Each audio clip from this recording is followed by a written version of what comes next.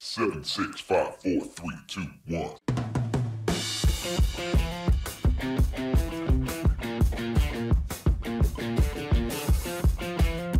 Hi, and welcome to the Marketing Essentials podcast.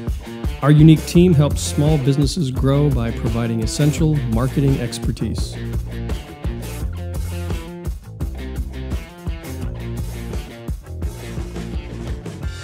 Hello and welcome to the Marketing Essentials podcast. My name is Bill Parmentier of W. Parmentier Photography. I'm Justin of Justin Kerr Design. And I'm Alicia with the Spark Social. And together we make up the Marketing Essentials team. So today we have a very, very interesting guest with us to talk about Innovate Newport and as well as some guerrilla marketing. Tuni Schartner is with us today. And Tuni has had a rather interesting and varied career path. She has been a contributing writer to the Rhode Island Small Business Journal, co-founder of the Hive co-working space down in South County. It's interesting about South County. I only recently found out there is no such thing as South County. I always correct people on that one. Yeah, it's a technical thing. Tuni has also been the chief marketing officer of The Mill at Lafayette. She is Rhode Island's economic gardener, has her own consulting business for marketing, and is the director of entrepreneurship and innovation right here at Innovate Newport, which is where we're podcasting from today. Tuni has been gracious in letting us use one of the conference rooms here to set up and do our podcasting for the day. And if you haven't had a chance to check this place out, you really need to get down here. It's pretty cool stuff. Yeah, it is a very cool place. So without further ado, I'm going to introduce Tuni. Welcome to the podcast. Thanks so much for joining us. Okay. Thank you guys for having me on. As you know, I am a listener of your podcast, and I love it. You give lots of great tips, and you have lots of great guests, so I appreciate it. So you want to know a little bit about me? Yeah, I mean, we kind of ran down the resume there. Sure. You've done a lot of different things. Yep. Fill us in a little bit. So I am a serial entrepreneur. First and foremost, I have a lot of experience owning businesses, from a landscape business actually I had a lawn mowing business in college. I've done it all. I've owned 2 coffee houses and a restaurant. I called the first one my first MBA, if you know what I'm saying. Mm-hmm. And in my second act at 51, with kind of a large resume there, as you pointed out, I am leading a very intentional life and doing my part as Rhode Island's economic gardener to help Rhode Island-based businesses grow, and therefore to help the Rhode Island economy grow. So I do that through my small business consulting practice, TS Consulting, which I focus on established Rhode Island-based small businesses. I do a lot of volunteer work and mentoring.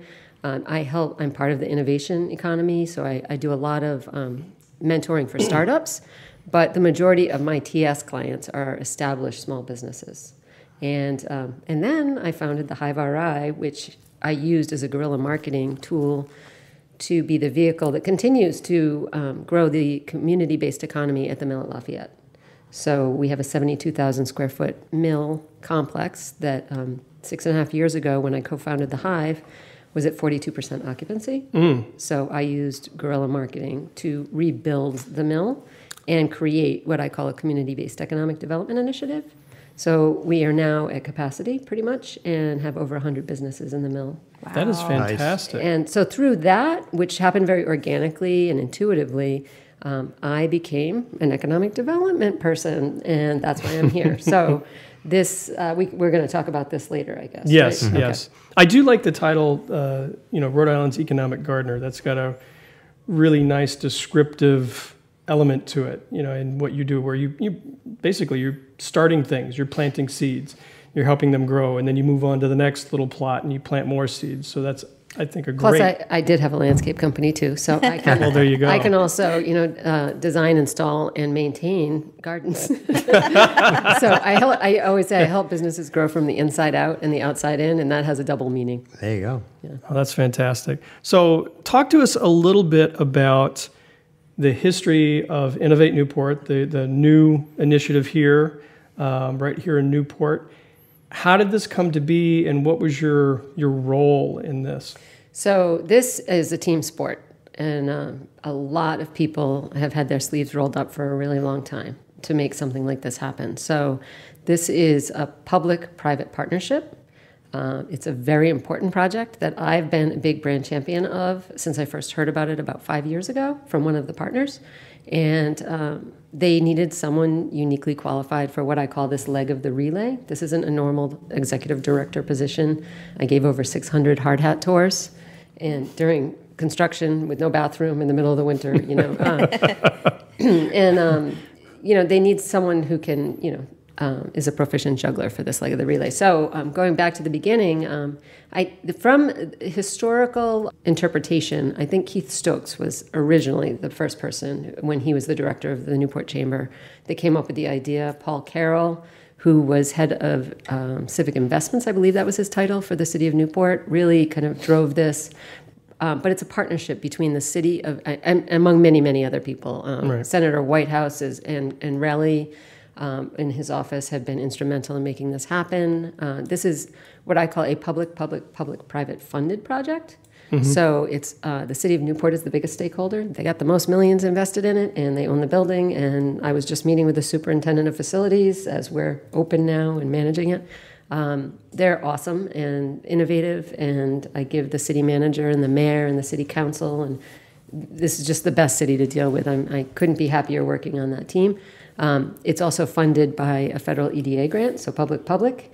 It's also funded by a Rebuild RI tax credit, public, and a Van Buren Charitable Foundation grant, which is the private part. So that's the initial funding. Okay. And then the partners are the City of Newport, the Newport County Chamber of Commerce through their 501c3, which is the Newport County Development Council, and then the Economic Development Foundation of Rhode Island, which is a nonprofit developer partner. So Scott Gibbs, the lead there, managed like the initial funding mechanisms and does the reporting and all that stuff. So, like you said, it's a real team sport. It is a huge a lot of players in this. The ribbon cutting was like, it's funny, the groundbreaking was one of my favorite groundbreakings, even though it was like a frigid cold day, gray in April.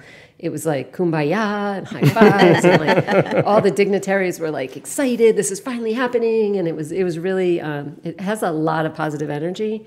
And then the ribbon cutting, Senator Whitehouse really summed it up. He said everything about this project. It's been like I'll say ice picks in the eyeballs. That's not what he said, but every time we came here, it was like gray and rainy and cold and snowy and all kinds of negatives, and then the ribbon cutting, and I manifested this, and I wore a bright yellow dress.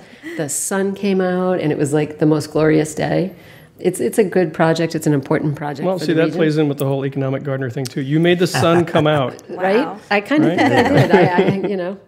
A lot of hands in this. It's a repurposed school building, right? You guys have done a fantastic job in creating this space here. What would you say are the top three goals of this Innovate Newport? So this is what I call, this is a renovated historic school. The groundbreaking originally was 1921. It opened in 1923. It was a City of Newport K through 6 elementary school. I've given lots of alumni tours. It's pretty cool. That's cool. From younger people to 80-somethings, and it's pretty exciting. The goal is I call it an important cog in the collective wheel that continues to diversify and strengthen this region's economy. So this is a local City of Newport, regional, Greater Newport region, which the Newport County Chamber of Commerce is very, very focused on regional development, as well as the statewide. We're part of the statewide economic development strategy too. So we are, and I can go further into 1/3. We took about 1/3 of the space and made those prime office suites. Mm-hmm. We've had those spoken for since November. We have 4 tenants on the main floor. 1 tenant has all the office suite square footage on the top floor. The 4 on this floor moved in April. Inspire Environmental moved in on May 31st. Then I call it the law of thirds kind of here. So if you think about our revenue strategy, our growth strategy, our focus, it's like 1/3 is the office suite tenants, our anchors. 1/3 are the co-working memberships, and 1/3 are these meeting and event spaces. And they overlap, right? Mm-hmm. Because that's part of our strategy. The way we've designed this, as you pointed out, it's a stunning design, isn't it? Yeah. The juxtaposition, like in this room alone, right behind me, we have the original frame for the chalkboard, where we couldn't save the chalkboards, which we have tons of chalkboards in here that are original. We put whiteboards, and then right behind me over here is a beautiful, heavy wooden built-in. So we were able to not only keep those historical Right. There's a lot of features, nice touches. But the way the designers juxtaposed, like the glass wall and skylights and all the glass, it's really a pretty design, and it's a very functional design. It's very, very cool. And I am absolutely stealing one of those red chairs because I think those are so awesome. The privacy chairs. Everyone loves those. He loves them, yeah. I think we still have a boomerang with you with that. Yeah, we do. They're just very, very cool. So you, at the beginning, you talked a little bit about guerrilla marketing that you did to develop the Hive and the mills. And you did a little bit of that here with Innovate Newport as well. So before we dive into, specifically what you did, I think for some of our listeners, they may not know what guerrilla marketing is. So let's just take a few minutes and talk about, all right, what is that? Well, so there's been books written about it, and but to simplify it, making the most out of the least, right? And I'm a small business specialist. First and foremost, like I love, that's the backbone of our Rhode Island economy. And even though I'm a part of the innovation economy, I'll always have a sweet spot for those small businesses. And small businesses are lean, right? And I grew up an entrepreneur. My parents were entrepreneurs. They were friends with entrepreneurs before it was cool, right? So the world is finally catching up to what I've always been. If you're a big organization, you have sales teams and marketing teams, and never the two shall meet, which is a problem, right? And in small businesses, we all know, sales and marketing go hand in hand, which is the way it should be. Right? Sometimes it's the same person. Yes. Oftentimes it's the same person, yeah. or a tight team working on that. So having said that, I think of guerrilla marketing, which just comes naturally to me because it's what I've always done. You make the most out of the least.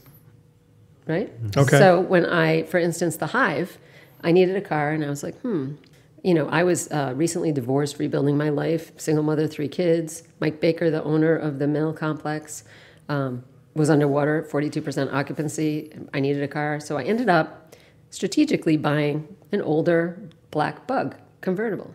And then we had it lettered by Signorama for like $100. And that was the best guerrilla marketing tool. So Bugs are cute. I'm goofy, right? My blonde hair, the top down, and it stopped at a street light. People would say, "What's the Hive?" The Hive RI, Southern Rhode Island, not South County, Southern Rhode Island, co-working space. You've been corrected, Justin. And people would stop me in the grocery store and say, "Hey, I saw you get in the car. What's the Hive?" Very cool. So that's an example of a guerrilla marketing tool, right? I needed a car anyway. It was a beater.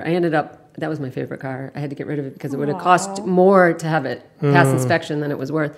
But it was literally one of the best guerrilla marketing tools. And then there's just, relationship marketing. Like here, this started out a $2.5 million, I believe, 2-year kind of envisioned project. 7 years later, we're open. And we're up near $8 million and growing. This is a historical renovation. We had roof leaks when we opened, so we're dealing with that now. So it was well funded, but it's not enough. So I have 100% executed a guerrilla marketing strategy here, and I continue to. And, that's part of the reason I'm here for this leg of the relay, I guess. So what were some of the... Oh, I'm sorry, Alicia. You were just dive in. I thought you were going to ask a question. Yeah, sure. I was going to say, but where do you get started when you have all this on your shoulders? So you were in charge of, you said you were doing the tours and working with all these people, and now the marketing is on your shoulders, and you have to get started somewhere. So how did you even begin? The city. I love the city. So because the city is the biggest stakeholder, they had resources that I was able to, grab onto, like identify, like, okay, I need a logo because I need business cards, and we need a website. So soon after I started in August 1st, the city hired their first ever director of communications, who is a rock star. He has a journalism degree from Columbia. He's a cool dude. He's an epic writer. He kind of came in right when I was like, okay, I'm drowning over here. I need some help. And he was very, very helpful. Partnering with him in Worldway's social marketing, had a contract with the city, so I was able to kind of glom onto that resource a little bit. So that was the initial, marketing, as we're talking about marketing help. But I'm a relationship marketer, so a lot of what I've done for the marketing and communications is relationship-based, right? And that's what I do for a living. I used to run a PR department for a marketing firm, and, it's relationships with the press. And, sending out pitch letters and press releases. So Tom Shevlin, the director of communications, definitely helped with that. And the Chamber of Commerce is a partner in this. So distributing through their,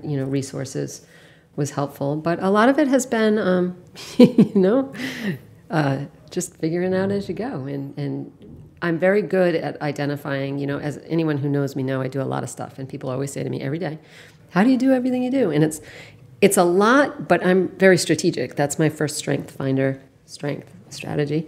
And it's all interconnected, right? I'm hyper-focused on Rhode Island. Anyone who knows me knows that I represent the southern Rhode Island region, which I include Newport County in. It's all kind of the same stuff I do. It's just where my focus is. Like right now, I'm hyper-focused on Innovate Newport. So, so I just have... So I was going to say, I'm pretty good at identifying what's critical, what I shelf, and what needs to be dealt with right away. Did you start the marketing, like how far in advance before the actual opening of the building? When did you launch the marketing? So when you say the marketing, what specifically are you talking about? I guess, when did you start putting it out? When did you start building those partnerships and inviting people into, I guess, to tour the building or get the memberships? When did that really start to initiate? Right, because marketing is everything, right? And I know who your audience is, right? And they probably know what we're talking about. So marketing is all encompassing, right? So it's relationship based, and I happen to be a lifelong Rhode Islander who's plugged into a lot of different organizations, et cetera, et cetera, et cetera. So there was a base strategy already for this, and a list of deliverables I was responsible for. Gotcha. And building the community is part of that. And as I described earlier, and I call it Tuni's butterfly effect, because it seems like every project I have, this represents. I'm always focused like hyper locally, and then it spirals out. So, this first and foremost, the city is the biggest stakeholder in this, which means the stakeholders are the residents of Newport, right, and the businesses that live here, and then the greater Newport region, and then Rhode Island. So I just focused the whole marketing strategy that way, like, so I'm kind of thinking fast and slow. I don't know if anyone's read that book. It's a great book. Like, that's the kind of marketing I do. I'm constantly thinking fast and slow at the Maybe same you time. could expound on that a little bit. Okay, so there's reaction and being, so it's being reactive and proactive at the same time. I think that's the easiest way for people to understand that, right? So you have to react to what you have to react to. Sure, if it's like, if there's a ball on fire, I got to put it out, right? If there's a leak in the roof, You got to deal with that. That becomes critical at that Right. time. And then next, because there's always 5 million things to do. And until recently, it was just me. I ended up with a Salve intern who was like an angel from heaven. My first business student. I always have marketing communications, PR, and what I needed was someone like Jordan from Salve Regina University, and Salve Regina is a key partner. So back to your question, though, we have early identified partner organizations that were already in the mix, in the strategy, in the strategic growth plan. So I just started executing, developing relationships, or having those conversations with those strategic partners that were identified prior to me coming on board. So that's really where it started. And then all the organizations and people I already know that I knew would be interested started reaching out to them, inviting them for tours. And then the early PR that we got, Providence Business News is a good friend of ours. Nice. They represent the state so well, and and then that happens, and like literally, like you keep throwing the spaghetti against the wall, and stuff happens. And we have a member here that read an article in Newport This Week. She was at the dentist. She reached out to me on LinkedIn, connected with me. We set up a meeting at Empire Tea and Coffee, which was my interim office when I was managing this, and where the bathroom was. And we had a meeting, and she's since become a member. We had the FEN chair, which is a chair for stand-up desks. Oh yeah, I've seen that. So they're members here, and I've roped her into our VMS mentor team, and so there's a lot of that going on. So it's I call it, anyone old enough to remember the Vidal Sassoon commercials? And she told two friends, and she told two friends. Yep, and anyone who's read Seth Godin's This Is Marketing or follow Seth Godin, that's the way I market, right? Yeah. It's about depth, which creates breadth, right? And it's I'm into quality over quantity, so I just continue to execute that strategy. We'll definitely have to list a couple of the books that you mentioned in the show notes. Oh my God, you should see. Sound like good ones. Yeah. Give us your top 3. Top 3? Oh, top 3, geez. Well, I just said Thinking Fast and Slow. That sounds like a great one. Yeah, and all of Seth Godin's books. Yes, I like Probably Purple Cow, right? That's a classic. Yeah. Yep. Oh, geez. One of my favorite business books is Roadmap to Revenue. And there's really just like one chapter in there that everyone needs to read. Actually, Kristen Zhivago, who I met through Newport Interactive Marketers. Newport Interactive Marketers is a partner organization here, by the way. Suzanne MacDonald. Kristen Zhivago lives in Jamestown, and she's a global marketer. And she and her husband own one of the first, I believe, social media marketing companies in Silicon Valley. And they're retired to Jamestown, and she's still relevant. And she talks about a lot of cool things in that book. So Roadmap to Revenue is one I often recommend. I'm a lifelong MBA student, leadership and management student. So, I listen to a lot of podcasts. Favorite one is Masters of Scale. It really pertains to, and the latest episode, he interviews Gwyneth Paltrow on becoming an entrepreneur in her second act in life. Very interesting. And of course, Tim Ferriss. Yes. And Marie Forleo, and on and on and on. I've heard other people mention that podcast, Masters of Scale. Marketing Essentials podcast. No-brainer. And we didn't have to pay her for that one. No, we didn't. I like all the Freakonomics books. I'm a huge Freakonomics fan. I listen to that podcast because I'm a student of history, economics, and social psychology. There you go. Which go right into marketing. Exactly. There's so many That's what we parts to do, marketing. right? Yeah. I mean, yeah. So, and I ask because I think, for the listeners or the businesses who are trying to do their own marketing, to bootstrap, to start something, when do you start? Because I think a lot of businesses get caught up, or they're thinking, let me get, filed, let me get my legal documents, and they don't think about the marketing from the start. So you should be planning from the start. What is that base plan? And like you said, what is fast and slow? What do you have to take care of right now? Yep. And what can you And it's different for everyone because so I would say identify your resources. And if anyone has any questions, reach out to me, director at innovatenewport.org or Tuni Schartner at gmail.com or Google me. Sorry, there's noise upstairs. That's you warned us the about dedicated that. desk room above us. About yeah. I mean, this is an old school building. We have really cool original wood floors, but it's a little loud for podcasts. So there are a lot of resources that I beg you guys to, if you need help, reach out to me. I can help you identify what resources you need. SBDC Small Business Development Center is a great free resource. Josh Daly, our regional consultant, is here with clients right now. Out of here, he works, his office is at URI. I let him use the Hive for meetings. They're a great resource. I'm a mentor and on the board of V as in venture, M as in mentoring, service of Rhode Island, VMSofRI.org is an amazing organization. It's an MIT program that I was part of the leadership team that was lucky enough to go to MIT to train with their VMS. And there's so many resources. So first and foremost, I would say, know what you're doing. Reach out to someone. There are so many chambers of commerce that can help you. So where do you get started? I like to share what I do with all my clients. So whether they're a coaching client or a consulting client, a long-term retainer-based client, and we revisit this. I call it phase one, because before you can execute a content, digital marketing, SEO strategy, you have to know who you are, what you do, why you do what you do, what you're good at, where your weaknesses lie, and then you have to identify, so that's your differentiator and unique value proposition, right? Doesn't matter if you're a coffee shop and across the street's another coffee shop, as long as you're super clear, self-awareness, I call it the self-awareness audit, on what your differentiator is and what you're good at, and what your clients or customers love about what you do. Like, this is all the stuff I do with all my clients and constantly revisit, right? At least quarterly, I recommend you revisit this. And then audience identification is part 2 of phase 1. Who is your ideal target audience? Are you a tanning salon, the spray-on tans that focuses on women 22 to 35, you have to identify, or do you have different buckets of ideal target audience? And then where is their attention? And then we move into the pillars, the best practices of digital marketing strategies. Sure. Beautiful. I think in regards to guerrilla marketing and working with small businesses that are lean, they have a lean budget and they got to work with This is a lean startup.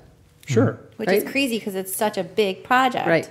Yep. And a huge building and massive revenue to get this thing where it is today. But I'm just now, building systems and processes. It won't always be a lean startup. And this is many things, right? Because it is an economic development initiative, as well as you guys can see, a world-class innovation center. We have members here that work all over the world and say this can stand up to any space anywhere. It is so it's confusing, right? Because it's an $8 million world-class innovation center, but it's an economic development initiative to help grow the cities, the region, and the state's economy.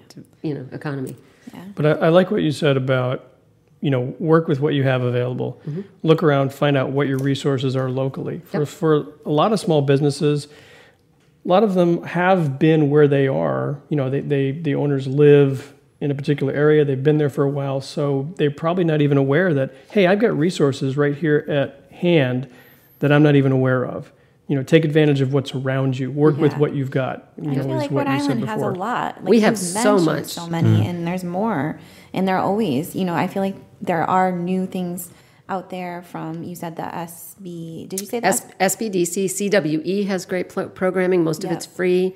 Chambers of Commerce often can guide you there. SCORE. Our show notes are just going to be off the charts this time. We're going to have so many links. And there's so many of us that share content, right? Whether it's us or Gary Vaynerchuk, there is content out there. You just use it. You got to look for it. On my LinkedIn, I have so much old articles that are embedded in my LinkedIn. Basic marketing 101. Go connect with me on LinkedIn. Read my stuff. Listen to your podcast, like where we share. And we're all so collegial in this state, right? We're all and go to someone like one of us, and I might say, oh, you really need to hire Spark Social because those guys have it going on, and that's, or you go see Justin, you need branding, so reach out. You got to throw some love Bill's way too. Duh, look at Bill with all this tech, and you're amazing. Didn't I already say? I said it offline. That's why we love people like you. That's okay. But it's true. You have to start somewhere, and you may not have a budget when you first start out. So look at your resources and come up with a base plan, and then start to build things in as the budget and the revenue grows. You can start checking things off your list, but you have to get started with the marketing, and people are afraid to do it themselves. And attend events. I always say go find your tribe.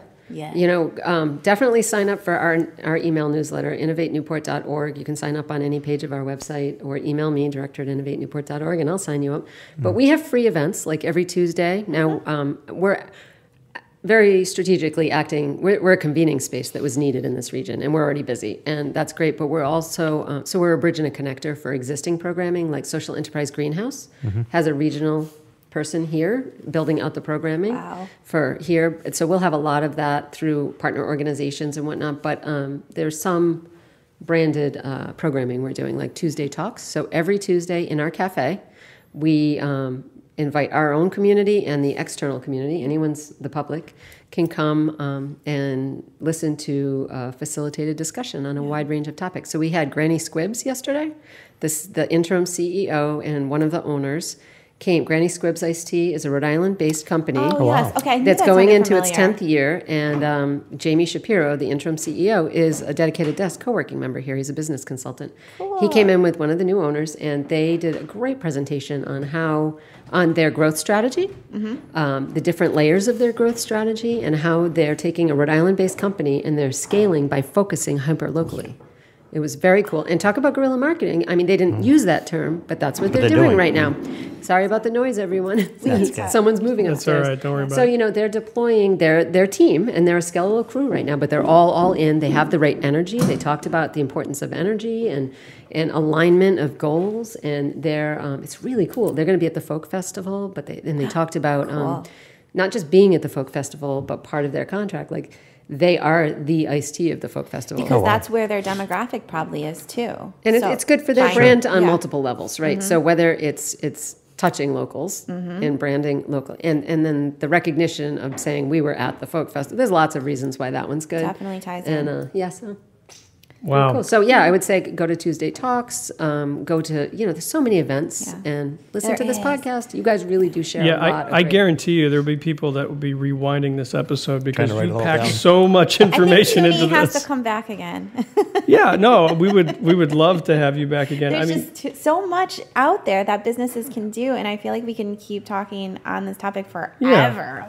But the fact that we just covered one component today, the guerrilla marketing, but I really like it because a lot of the people that are our audience are those lean small businesses, 100%. And they're wondering like, okay, what do I do to get started? So you gave, I think, some great tips. Work with what you've got. The long game of relationship, networking and marketing. And find help. Like elite athletes always have coaches, right? Sure. I grew up in the horse world. most people take lessons. You know what I mean? So like, why wouldn't a business owner, like, I think that's a flaw. You know, why wouldn't a business owner ask for help? And there's so much out there. Oh, exactly. I was going to say, there's so much out there. Find your Mentoring portal. I call myself a portal. And there are many of us around, right? That so find whoever it is that can point you in the right direction. Well, when in the midst of my networking for my business, I kept running into people that said, you have to meet Tuni. Oh, you don't know Tuni yet? You really got to meet Tuni. So your name came up quite a bit as I was networking. And obviously, you know, you're involved with some of the same organizations that I'm involved with. Social Enterprise Greenhouse for one of them. Designed by RI. Designed by RI. You have to tag all these people. Oh yeah, we're going to be tagging tons of people. But you know, as you take advantage of these resources and you go to these events and you meet more people, and especially in Rhode Island, you start to connect the dots between people and you start building that network, which is critical for your marketing long term. Yep. And there's a great group called The Lively Experiment on Facebook right now, led by Adam Alpert. I was just in two great events yesterday in Jamestown. There's so much good stuff going on in the state. So congratulations for being a business here. Yeah, it's a good time to be in Rhode Island. It is. It is. Well, thanks so much for joining us today, Tuni. Thanks for being here. Like I said, we packed a lot into 30 minutes. So it's been great. Thanks for coming to talk to us. And if you mentioned it before, but if somebody wanted to get a hold of you, how do they find you? On any social outlet, or email me at director@innovatenewport.org, info@thehiveri.com. Okay. You know, and Twitter and LinkedIn. Definitely LinkedIn. You know, connect with me on LinkedIn. All right. So we'll definitely get those links in the we're gonna. The show notes are gonna be a mile long for this one. So who's rating this week? Resources. Well, I see Alicia taking a lot of notes, so I'm gonna say she's gonna be doing the show notes this time. Hey, SEO high five. That's good link building stuff you got going there. Okay. Nice. All right. Well, I guess with that, we're at the end of another podcast. All right. So until next time, we'll see you. See ya. Thank you for joining us today. And as always, you can find the back episodes of our podcast on Apple Podcasts. And you can also find us on our YouTube channel. Both of them are the Marketing Essentials team. You can find us on the web at marketingessentialsteam.com. And if you subscribe through our website, you'll receive a weekly email and letting you know when each episode has been published. Also, you'll receive a link to subscriber-only content. You can also find us on Facebook and our private Facebook group. Just search Little Roadie Marketing Support Group. It's a great place for other marketing professionals and business owners where we can share marketing advice, challenges, and general trends. Hope to see you there.